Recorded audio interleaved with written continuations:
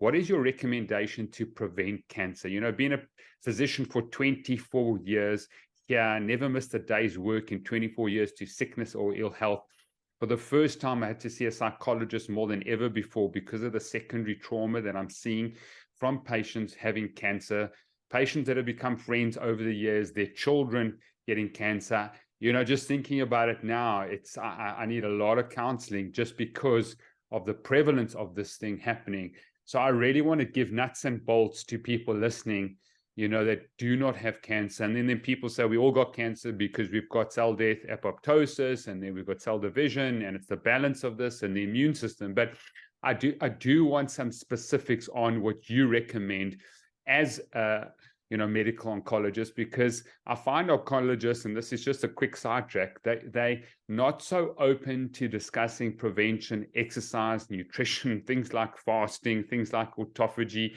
They seem very resistant and very closed to discussing a lot of these sort of strategies. So number one, and then we'll get into food specifically. Number one, your exercise protocol to try and prevent cancer. Okay, well, I don't think the data is clear what is the minimum or maximum. I think if we want to stick to the data, Steve, it's just not. I cannot tell you, for example, if you exercise twice a week versus 3 times a week, your risk of cancer is higher, because what you're asking is that the direct link of preventing cancer or specific cancers from using exercise. And what I know based on my readings is that the risks of developing certain cancers differ based on a particular cancer. And I do think it's an important piece. And again, I know you asked about exercise, but I want to just illustrate that point. For example, to my knowledge, smoking does not increase the risk of lymphoma or brain cancer, but it increases the risk of lung cancer. It increases the risk of bladder cancer.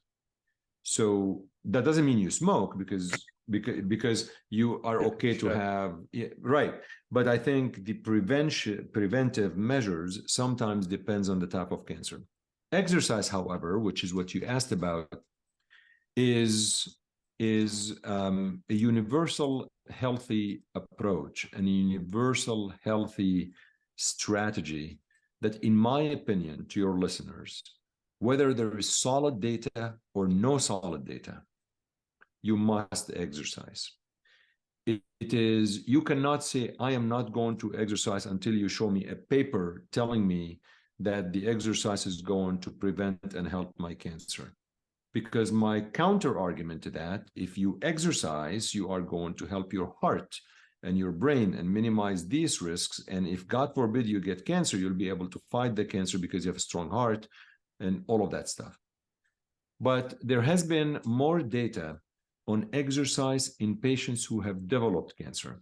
So if you have a specific cancer and you are able to implement an exercise program, not only that the quality of life is better, but your ability to tolerate specific chemotherapy improves, and you're able to actually minimize the risk of the side effects of the treatment. My routine is actually pretty simple, which is if I am able to exercise daily, I will exercise daily. But I try not to exercise fewer than 4 times a week. Good.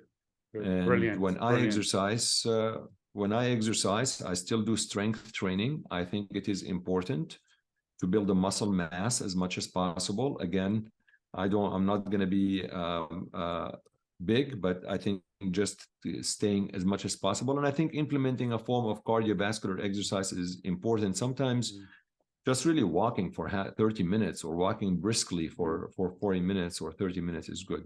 Brilliant.